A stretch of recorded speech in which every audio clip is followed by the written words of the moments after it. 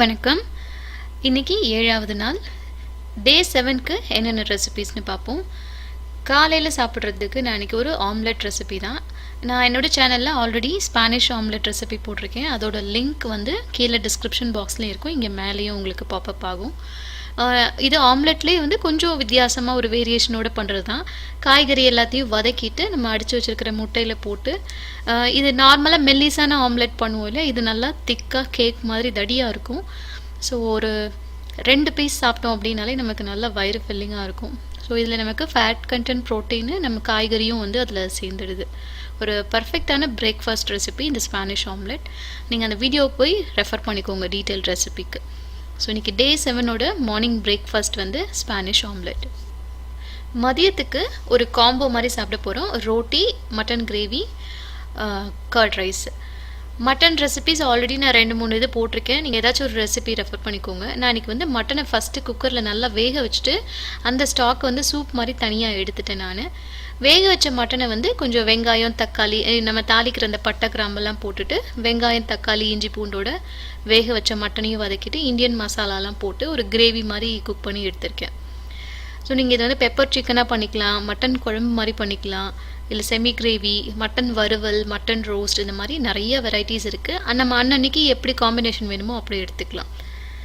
But எது பண்ணாலும் வெங்காயம், தக்காளி அளவாக எடுத்துக்கோங்க. அடுத்தது கர்ட் ரைஸ். கர்ட் ரைஸ் வந்து நம்ம காலிஃப்ளவர் ரைஸில் பண்ணுறோம். காலிஃப்ளவர் ரைஸ் எப்படி பண்ணுறதுன்னு ஒரு வீடியோ இருக்குது. இந்த கர்ட் ரைஸ் எப்படி பண்ணுறதுன்னு ஒரு வீடியோ இருக்குது. ஸோ கர்டு வந்து க்ரீக் யோகட் எடுத்துக்கோங்க. நீங்கள் வீட்டில் தயிர் போட்டால் கூட ஃபுல் ஃபேட் மில்கில் தயிர் போட்டுட்டு அதை நல்லா அந்த தண்ணி அந்த ஃபுல்லாக வடிக்கிற மாதிரி வடிச்சிட்டு கெட்டி தயிராக எடுத்துக்கோங்க.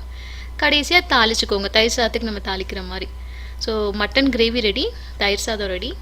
இந்த ரொட்டிக்கு வந்து almond flower 2 table spoon, flaxseed meal 2 table spoon, கொஞ்சம் ஜாந்தம் கம், கொஞ்சம் உப்பு, கொஞ்சோண்டு பேக்கிங் பவுடர், எல்லாம் 1/4 டீஸ்பூனு, அது 2 டேபிள் ஸ்பூன். இதில் வந்து நல்லா கொதிக்கிற தண்ணியை வந்து ஃபஸ்ட்டு 1 டேபிள் ஸ்பூன் மட்டும் ஊற்றி கையில் லேசாக பிசைஞ்சுக்கோங்க. இதுக்கு கோகோனட் ஃப்ளோர் மாதிரி இதுக்கு ரொம்ப தண்ணி தேவைப்படாது. அதனால் டேபிள் ஸ்பூனில் கொஞ்சம் கொஞ்சமாக தண்ணி விட்டு பிசைஞ்சுக்கோங்க. ஒரு 1-1.5 டேபிள் ஸ்பூன்லேயே பார்த்திங்கன்னா எனக்கு நல்லா மாவு மாதிரி வந்துடுச்சு. இந்த மெஷர்மெண்ட் வந்து 2 ரொட்டி வரும்.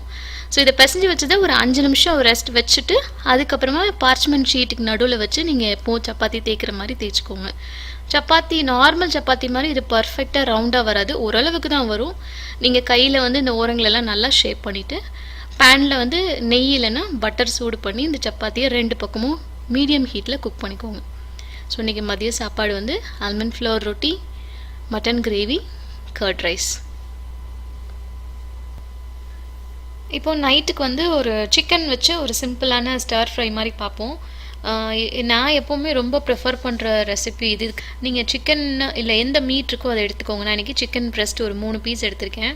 இது ஆல்ரெடி நான் மேரினேட் பண்ணது. ஆலிவ் ஆயிலில் கொஞ்சம் சால்ட்டு, பெப்பரு, லெமன் ஜூஸு, கொஞ்சம் கொத்தமல்லி இலை, உங்களுக்கு தேவையான என்னென்ன ஹர்ப்ஸ் வேணுமோ அதை சேர்த்துக்கலாம். அப்படி நீங்கள் மேரினேட்டே பண்ணலைன்னா கூட டைரெக்டாகவே நீங்கள் வெறும் சால்ட்டு, பெப்பரு, லெமன் மட்டும் போட்டு பிசைஞ்சிட்டு ஆலிவ் ஆயில் ஊற்றி நீங்கள் 2 பக்கமும் லைட்டாக குக் பண்ணி எடுத்துக்கோங்க. குக் பண்ண இந்த சிக்கனை வந்து க்யூப்ஸாக கட் பண்ணிக்கோங்க, நம்ம கடிக்கிற சைஸ்க்கு கட் பண்ணிக்கோங்க. நம்ம வீட்டில் என்னென்ன காய் இருக்கோ அதை எல்லாமே எடுத்துக்கலாம். நான் இன்றைக்கி எல்லாத்துலேயும் கொஞ்சம் கொஞ்சம் எடுத்திருக்கேன். ப்ரொக்கோலி, மஷ்ரூமு, கேப்சிகம் வந்து 3 கலரு, 2 பூண்டு, ஒரு 2 டேபிள் ஸ்பூன் அளவுக்கு வெங்காயம். இதை வந்து நம்ம சிக்கன் குக் பண்ணோம் இல்லையா, அதுலேயே வந்து கொஞ்சம் பட்டர் சேர்த்து இதை நல்லா வதக்கிக்கோங்க. இதில் வேறு எந்த மசாலாவுமே நான் சேர்க்க போகிறதில்ல.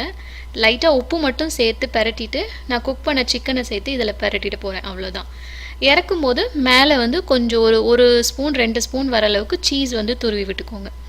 நம்ம மசாலாலாம் சேர்க்காததுனால இதோட டேஸ்ட் வந்து ரொம்ப நல்லாயிருக்கும். அந்த சால்ட் பெப்பர் டேஸ்ட் மட்டும் இருக்கும், பட்டரில் குக் பண்ண அந்த ஃப்ளேவரும் இருக்கும். ரொம்ப சிம்பிளான பட் ஒரு கம்ப்ளீட் மீல் இது. டின்னருக்கு பர்ஃபெக்டாக இருக்கும். So chicken and vegetable simple fry இது. ஸோ இன்னையோட ரெசிபீஸ் வந்து ஸ்பானிஷ் ஆம்லெட் பார்த்தோம். மத்தியானத்துக்கு வந்து தயிர் சாதம், மட்டன் கிரேவி, ஒரு ரோட்டி சப்பாத்தி ரெசிபி ஒன்று பார்த்தோம். நைட்டுக்கு சிக்கன் அண்ட் காய்கறி போட்டு ஒரு சிம்பிள் ஃப்ரை ஒன்று பார்த்தோம். ஸோ இன்னையோட ஃபுட் இதெல்லாம் தான். நாளைக்கு வேறு ரெசிபியோடு நான் உங்களை மீட் பண்ணுறேன்.